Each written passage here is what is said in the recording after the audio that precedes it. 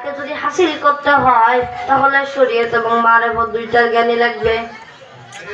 হযরত আব্দুল কাদের জিলানী রাহমাতুল্লাহি আলাইহি তিনি তার সিরাল আসরার নামক কিতাবের মধ্যে লিখেছেন একটা পাখির দুইটা ডানা, পাখির যদি একটা ডানা না থাকে তাহলে সে কোনোদিন তার শত্রুর হাত থেকে বাঁচতে পারে না।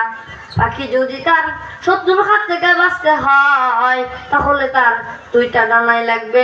তেমনি আমাদের শত্রু হইল শয়তান, শয়তানের হাত থেকে বাঁচতে হইলে শরীয়ত এবং মারিফত দুইটার জ্ঞানী লাগবে। কথা কোন ঠিক কিনা?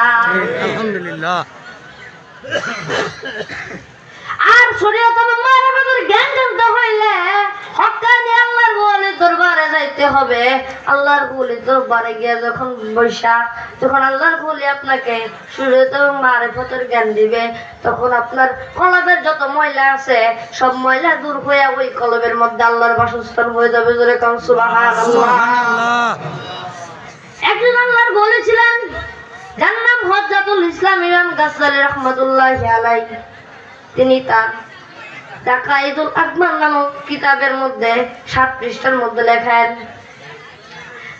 মানব দেহের মধ্যে যেমন সুরত রয়েছে, মানব দেহের মধ্যে যেমন একটা সুরত রয়েছে, তেমনি নামাজেরও সুরত আছে, তেমনি হজেরও সুরত আছে, যাকাতেরও সুরত আছে। ওই সুরত অনুযায়ী চলতে হবে। ওই সুরত অনুযায়ী যতক্ষণ পর্যন্ত নামাজ না পড়বেন ততক্ষণ পর্যন্ত ওই নামাজের মধ্যে যে তৃপ্তি, ওই নামাজের মধ্যে যে স্বাদ ওইটা পাইবেন না।